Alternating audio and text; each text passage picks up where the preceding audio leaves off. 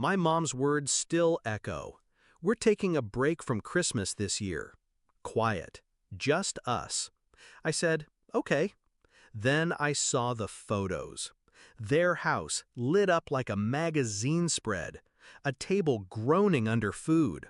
Laughter, wine glasses raised. Faces I didn't recognize. My sister's boyfriend, his kids. Fake daughters, they called them. Not family. Not blood. And me? Deleted. I stared at those photos, phone shaking in my hand, not from weakness, but from clarity. That's when I sent the video to my dad. A slow pan of the brand new truck I'd bought him. Black steel, leather seats, every bell and whistle. $29,600, paid in full. Caption, Merry Christmas, Dad. 90 minutes later, he was on my doorstep. It wasn't always like this. For years, I was the one holding the holidays together, cooking, driving across town, making sure gifts weren't forgotten. My parents never had to lift a finger. I wanted it that way. I thought it meant something. But slowly, I started noticing. The way my mom's eyes lingered longer on my sister. How the best stories at dinner were always about her. How I was convenient, background, support staff. At first, I brushed it off. Families aren't balanced, I told myself. Love isn't measured like math. Then the lies started. A quiet Christmas that turned out to be a party without me. A small gathering that somehow always excluded me. Excuses dressed as kindness. Until the photos confirmed it, I wasn't family anymore. I was funding family. I didn't cry. I didn't beg for an explanation. I shifted. I replayed every moment where they leaned on me.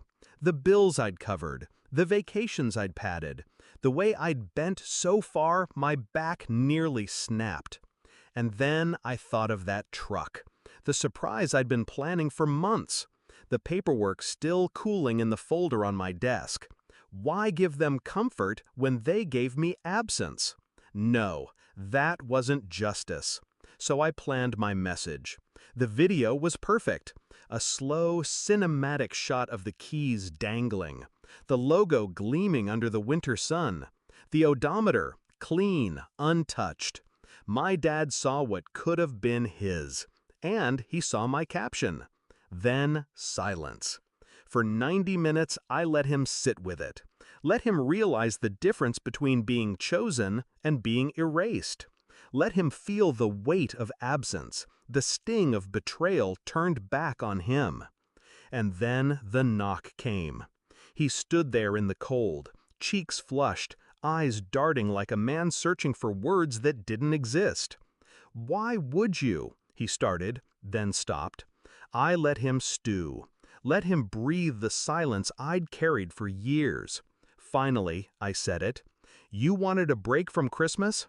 Consider this the break. That truck, it's not yours. Not anymore. He opened his mouth, closed it again. His hands curled into fists, then fell limp. Because he knew. He knew the rules had changed. The fallout spread faster than I imagined. My sister called, furious. How could you humiliate them like that? I laughed. You mean the way they humiliated me? Mom tried her version, soft, pleading. You misunderstood. We didn't want to hurt you. I cut her off. You didn't want me there. Mission accomplished. Then I sent the photos back to them, each one annotated with what I saw.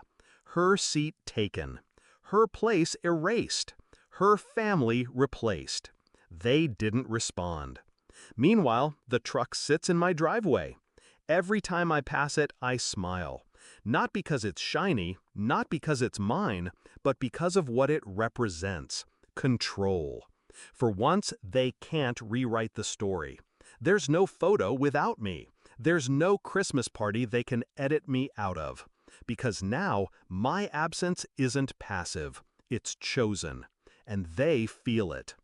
Weeks later, my dad tried again. Called late one night, voice hoarse.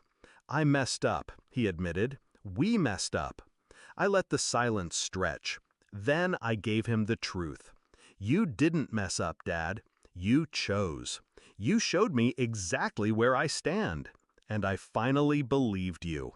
Click. Here's the thing about betrayal. It doesn't always come like thunder.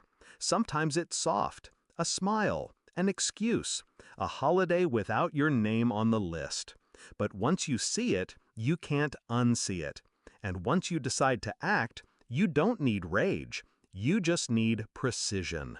Now, when Christmas rolls around, I don't wait for their calls. I don't scan for my name on invitations. I don't wonder if I'll be squeezed into the frame. I sit behind the wheel of that truck. I drive where I want.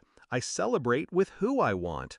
And if they ever wonder why the silence between us feels so heavy, I'll remind them. They wanted a break from Christmas. I gave them one. Forever.